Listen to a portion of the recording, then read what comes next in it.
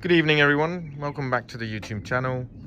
I just thought I'd provide another update back here with the Jaguar XKR X150, and yeah, the ceramic coating's holding up okay, and but I have been meaning to get the tires changed. When I bought this, it's had Pirelli P0s at the front. That's 255/35 R20s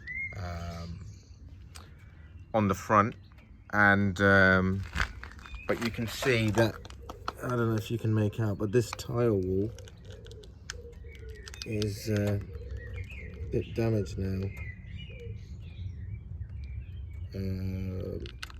There you can just see the bump, and I'm feeling a bit of a wobble, but also I'm not sure how old they are. So it's running at the moment 255/35 R20s at the front, and it's got Dunlop Sport Max, SP Sport Maxes at the back, and these are 285/30 R20s at the back. So staggered alloys and staggered width of tires, and these, as you can make out, let's see if I can get that. You can see how they're a bit cracked, so obviously hard and old, even though there's plenty of tread on them.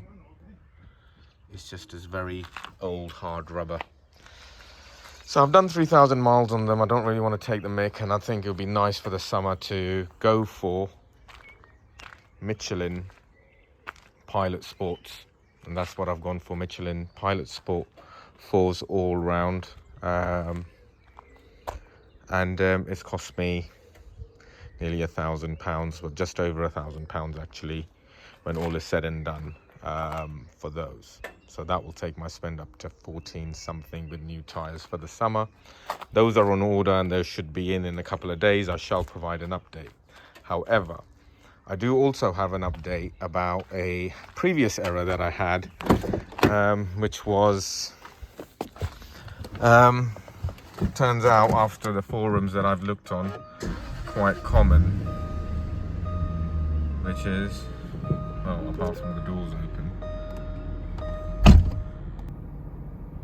Yep, check pedestrian system errors back. I just thought I'd add this to the demo because originally that did not work, so I thought I'd provide an update. Yep, definitely here, and the way you clear it is you have this triangle here, and it says clear warning,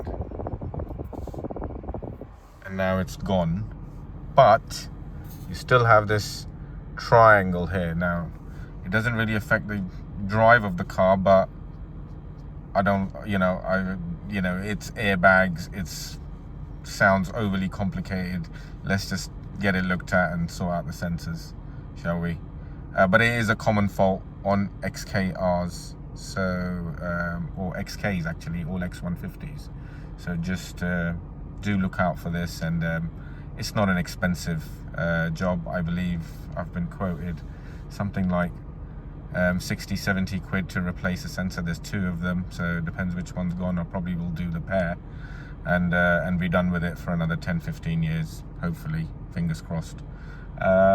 So yeah, that's where we are with it, little gremlins, but I'll still drive it. I don't care, because I know it's just a sensor fault. Sensors, I know I'm oversimplifying it, but there's something in there that just doesn't work. Or some people say actually it's in the front bumper somewhere. There's some sensors that are in the front there somewhere, God knows where, that deploy these airbags in the event of an accident. So when those sensors go faulty, they throw up that error, and that's quite a common fault on these. So that's going back to Jag Chiltern to sort that out. Right, so I don't know if that's reset the error or whatever, but that's what you're supposed to do. You're supposed to open the hood and close it again, and then when you restart the car, the error should not be there, and you have like 100 goes at being able to do that before the error becomes persistent. So that is a bit of a downer, and I have to sort that out. But apart from that, I think we'll be all right, and I'm looking forward to the new tyres and getting that error sorted out. In the meantime, I also had a question for the audience, which I don't know whether or not there is an audience, but if there is, I was thinking of monetizing the car, i.e. sharing the car with all the people who subscribe to the channel, meaning that they should be either allowed to borrow the car for a fee, like a rental, you know, and trusting that they look after them and have, you know, very good comprehensive insurance. You know, and then that way you get to kind of share the car with people without such a huge outlay, rather than spending, you know, not really less than 12 grand as discussed earlier. How else are you going to experience driving an XKR and know whether or not you want one or not, whether you want to live with one or not?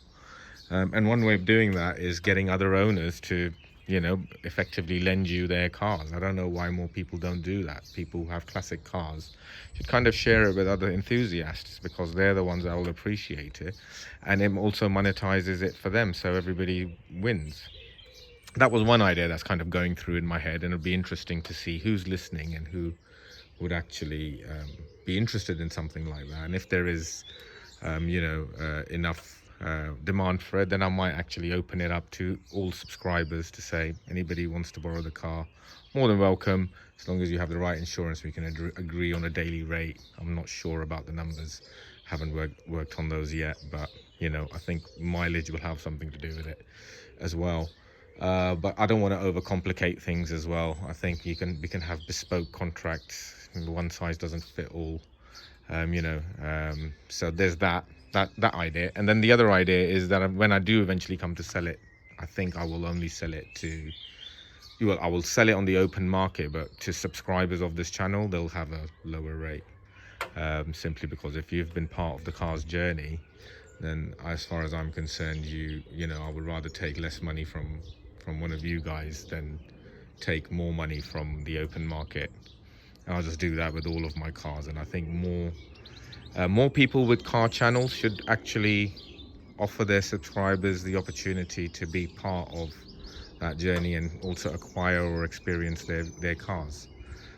So I'm definitely thinking I should open up the XKR, because it's such a brilliant car to have and drive daily, that I would recommend it to anyone, despite these stupid niggles like that pedestrian system.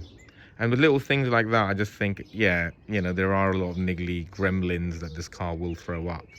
But each sensor I replace will buy me, I don't know, 10, 15 years of hopefully that particular gremlin-free motoring. So I just put it down to part of, you know, maintaining and running a modern classic, which I think this is what this car is. So thanks a lot for watching, and let me know your thoughts, and I'll provide an update later on when I've got some new tyres and hopefully got rid of that damn annoying check pedestrian system error.